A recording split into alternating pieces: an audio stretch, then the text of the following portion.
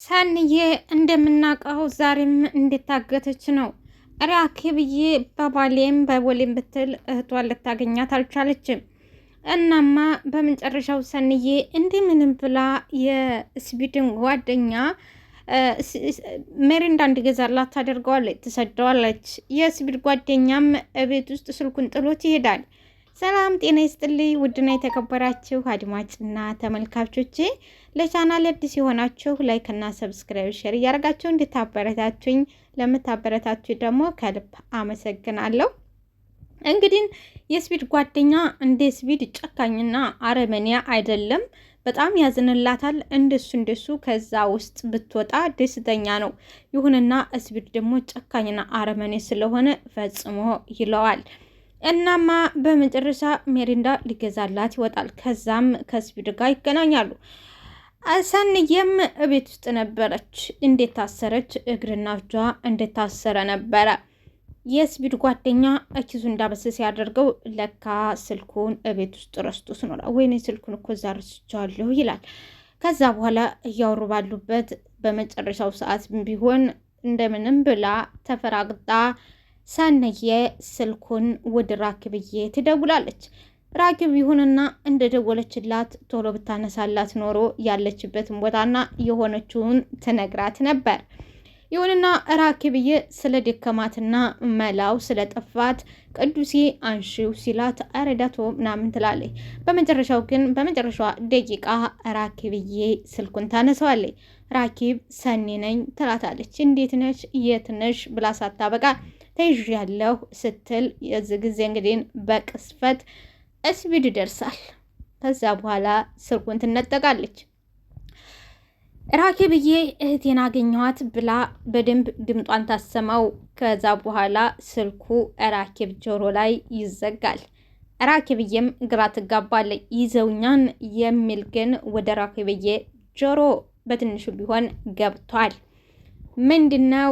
ምንድነሽ? የትነሽ? እህቴ ሰንዬ ደህና ነሽ ወይ? እያለች ነበር። ይሁንና በቅስፈት ስልኩ ጆሮዋ ላይ ግማሹ ወደ ጆሮዋ እንደገባ ግማሹ ደግሞ መንገድ ላይ እንደሆነ ይቋረጣል።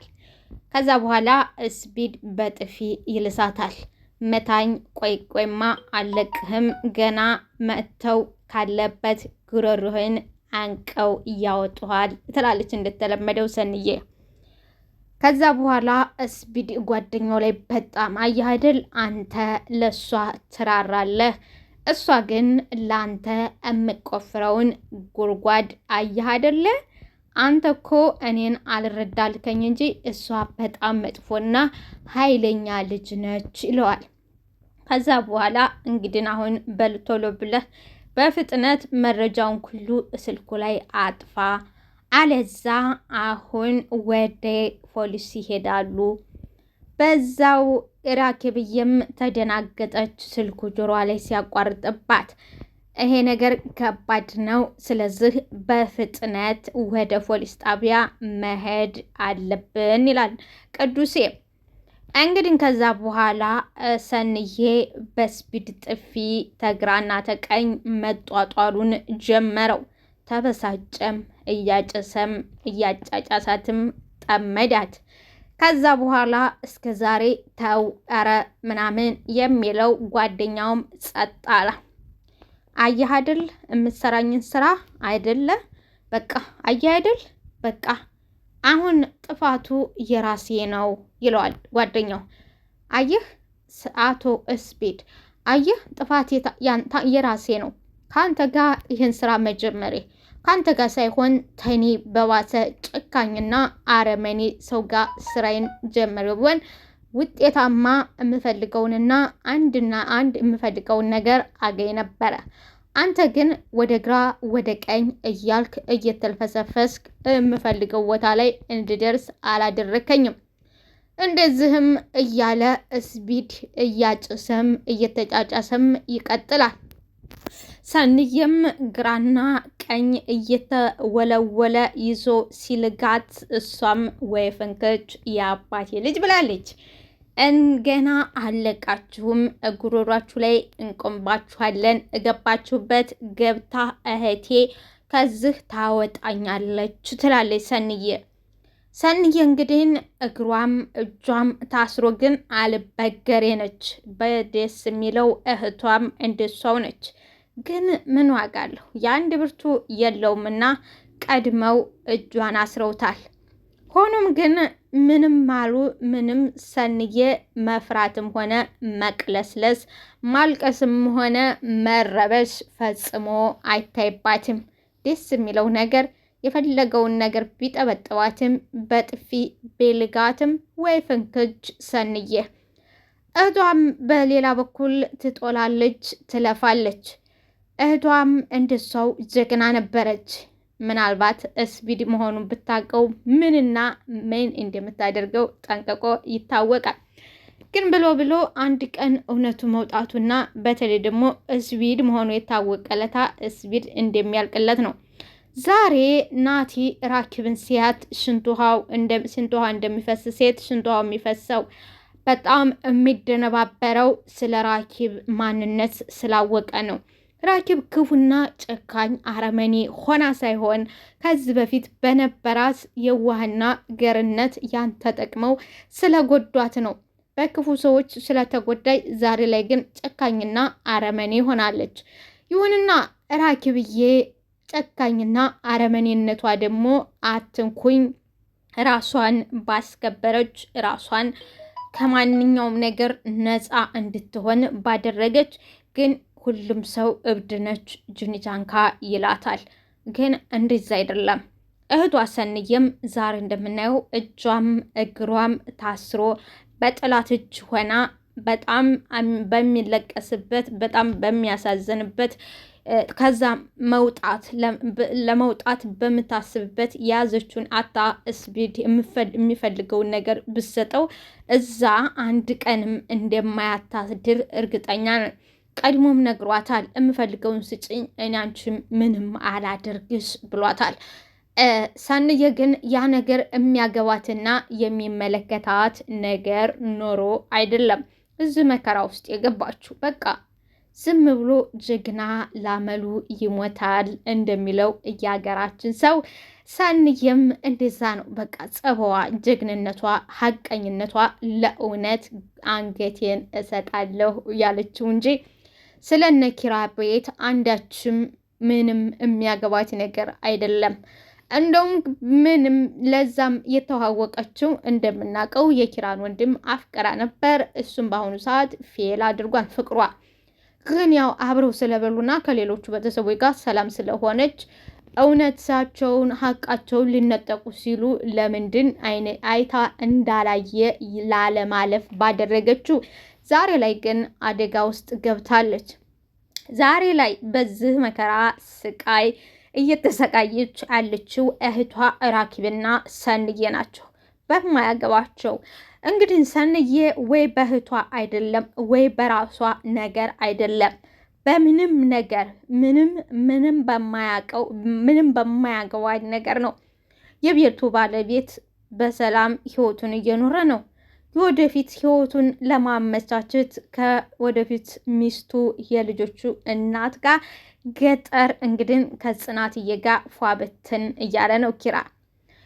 ኒናም ብኮን አያያዙን ስታይና አደራ እየተሰጠችው ኒናዬ ለህይወቷት ያስፈራት እገልሻለሁ ሲላት የመጨረሻ ራሷን ለማዳን ዛሬ እነ ኪራ ወዳሉበት ሄዳ ሰላም ህይወቷን እየኖረች ነው።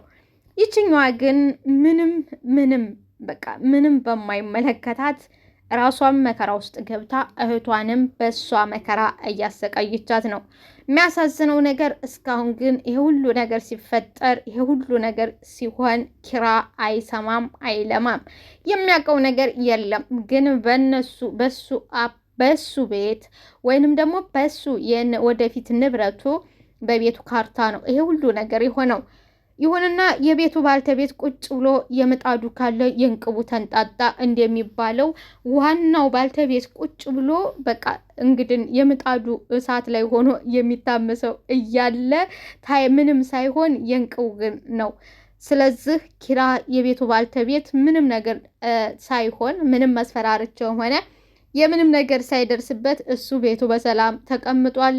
ወደፊት ቤቱ ግን ሌላ አካል አውጥቼ ሜዳ ላይ ጥላችኋለሁ በማለት ሲል አይሆንም በማለት ኒናና ሰኒ መስዋዕት ከፍለውላቸው እየከፈሉ ነው። ኒና በቻለችው መጠን መስዋዕት ከፍላለች። ምናልባትም ኒና አሁን በሄደችበት ወይ ለጽናት ወይ ለኪራ ብትነግረው ኪራ ወደዚህ ሲመጣ ወይ ስፒድ ሊገለው ይችላል። ግን ኒናም አልተናገረችም፣ ጸጥ ብላለች። ስለዚህ አሁን ሌላውኛው መከራ ጽዋ እየተጎነጨች ያለችው ሰንዬና የሰንዬ እህት ራኪብዬ ብቻ ናቸው። እንግዲህ ኒናዬ ገጠር ከገባች ወዳ ቆንጅይት ፍቅረኛ ወይንም ወዳጅ ወይንም ጓደኛ አግኝታለች። ማንን ካላችሁኝ ብርቅዬ ትባላለች። ብርቄ ማነች ካላችሁ ደግሞ የበዛብህ ሚስት የአቶ ተሰማ ውሽማ ናቸው። እናማ ዛሬ መቼም አንድ እግራ የገባት ብርቅነሽና ተሰማ ዛሬ አቶ አሰግር ታመዋል ሲባሉ ተባሉ ጋር ነው የሰው ልጅ ሰው ሊጠይቅ የሚሄደው። ከበዜ ጋር ከባልተቤቷ ከ80 ባሏ ጋር አቶ አሰግድን ለመጠየቅ አሰግድ ማን ነው ካላችሁ ደግሞ የጽናትዬ አባት ናቸው። ወደ እሳቸው ጋር ያቀናሉ። ይሁንና ብርቅነሽ ከ80 ባሏ ከበዜ ጋር ሳይሆን ከውሽሜ ከተሰማየ ጋር ነው። እናም እነ ጽናትዬ ቤት ከደው አረፍ ብለው አቶ አሰግር ደግሞ ቤት ውስጥ አልነበሩ። ኒና እየነበረች እያለች እያያዘቻቸው እንግዲህ ብርቅነሽ አረቄ ትወዳለች መረቄ ምናምን እያለች ስትል ያምሻል እንዴ ይላል ተሰማይም። ከዛ እንዲህ እያሉ ጨዋታው እንደቀጠለ የሚያሳዝነው ነገር እዝጋ ነው። ባልተቤቷ ደግሞ አቶ በዛብህ እዛው ቁጭ እንዳሉ ከተሰማየ ጋር እነ ጽናት ቤት ይመጣሉ። ከዛ በኋላ ይደናገጣሉ። ኒና እንደ አማራጭ የወሰደችው ወደ ጓዳ ገንም እግርዶች ውስጥ ታስገባና በዛብህን ደግሞ ያው የገጠር ሳሎን በቃ ሳሎን እንበለው ሳሎን ታስቀምጣችኋለች። ሁሉም ግን አሰገድ ሊጠይቁ ነው የመጡት።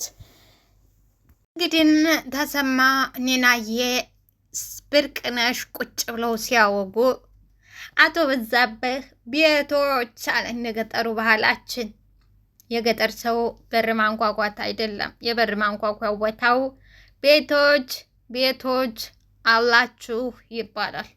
አዎ ይግቡ፣ ቤት ለእንግዳ ነው ይባላል። እና በዚህም ቤቶች ሲል ብርቅነሽና ተሰማ በድንጋጤ ውስጥ ገቡ። ወይኔ ጉዳይ ገደለኝ አለች ብርቅ ሰው። ወይኔ ጉዳይ ገደለኝ። እሷ ብቻ ሳኮን ተሰማም ደነገጠ። አሁን ምን ሊያደርግ መጣ አለ ተሰማ። ኒናም ደነገጠች። ሶስቱም ደነገጡ። ምን አለፋችሁ የቀዝቃዛው ጦርነት የተነሳ ነው የመሰላቸው፣ ወይንም የድንገት የተነሳ ጦርነት ነው የመሰላቸው። ወይኔ ጉዴ ገደለኝ። ተሰማም ለምን መጣ? በመጨረሻ ኒና እየወሰደችው እርምጃ እነሱን ወደ ጓዳ ማስገባት ላችሁ ምን ያለ በዛብህ። ምክንያቱም ኒናዬ ሁለቱም ማሸሽ አለባት። ደስ የሚለው ግን እዛ ጋር የፈለጉትን ነገር መስራት የሚችላሉ። ጓዳ ውስጥ ነው። ተሰማና ብርቅነሽ ወደ ጓዳ መጋረጃው ተቀረደ። ምን እየሰሩ ነው? እኔ እንጃ ጣርቼ እመጣለሁ።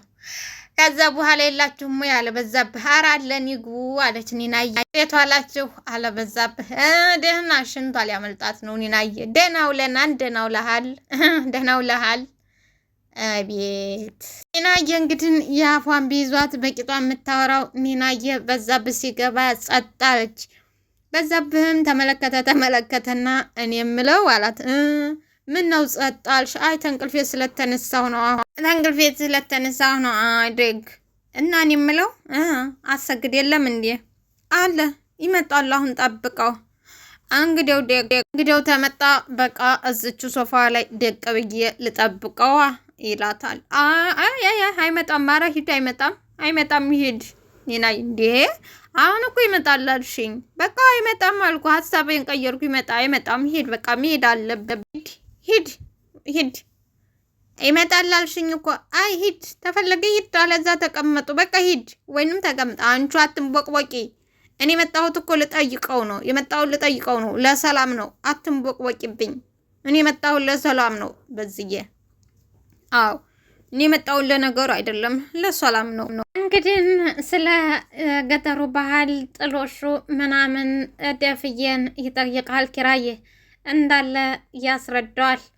በቃ ይሄ የሴት ልጅ ክብሯ ነው፣ መገለጫዋ ነው። ለካ አዲስ አበባ ብቻ አይደለም ሰርግ የሚያሳስበው። አዎ ግን ምን ነው ለማግባት ወሰንክ እንዴ ይለዋል ደፍዬ። ኪራዬም አዎ እንዴ ምን ነው አልደረስኩም እንዴ አልሆንም እንዴ አልደረስኩም እንዴ? አረ ትሆናለህ፣ ምንም የሚጎልህ ነገር የለም። አቆይ ደፍዬ አሁን እሺ የምትለኝ ይመስላል?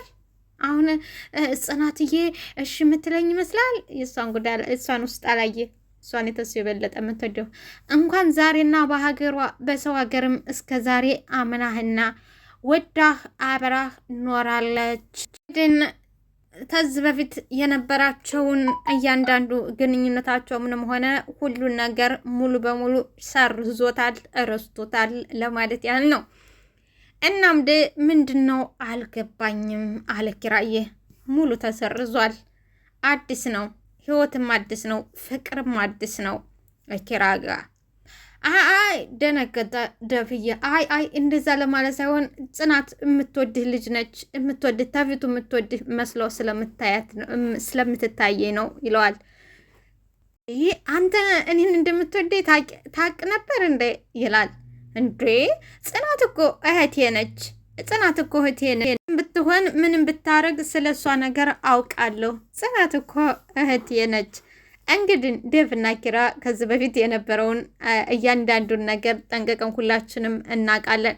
ኪራዬም እዛ መኪና አደጋ ውስጥ ለመግባቱ እንደዚሁም ደግሞ ለመርሳቱ ለሁሉንም ያለፈውን ታሪክ ለመርሳቱ ምክንያቱ በዴፍዬ ነበር። ግን አንዳንድ ነገሮች ሲሆኑ ያው መጨረሻ ላይ መልካም ይዘው ይመጣሉ። አንዳንዶቹ ደግሞ መጨረሻው ላይ ኮሶ አጥግተው ይሄዳሉ ማለት ነው። ይሁንና የኪራና የደፍዬ ጠብ ግን በመጨረሻው ማር ነው የጋቷቸው። ደስ የሚለው ነገር ምክንያቱም ወንድምና አማችና ወንድም አደረጋቸው። ነፃ ወጣ ከነበረበት ከፊቱ ጥርጣሬም ሙሉ በሙሉ ተሰረዘ። ዛሬ ላይ ኪራ እንግዲህ ያለ ምንም ቁርቋሬና ምንም ነገር ሸክ ሳይኖርበት ጽናትዬን በሙሉ ልቡ አፍቅሯል። እንደዚሁም ደግሞ ደፍዬንም በሙሉ ልቡ እንደዚሁም በደስታ አፍቅሮታል ማለት ነው። ስለከና አለ ኪራ። እንግዲህ ደፍዬ ይኸውልህ አንድ ነገር ብታስቀይማት መስማት አይቀርም፣ ያን ጊዜ ደግሞ አልፋታህም። ስለዚህ አንዳችም ነገር ላታስከፋት ተጠንቀቅ አለው። የመጀመሪያው ማስጠንቀቂያ ተሰጠ። ከአሁኑ እያስፈራራኝ ነው አለ ኪራ።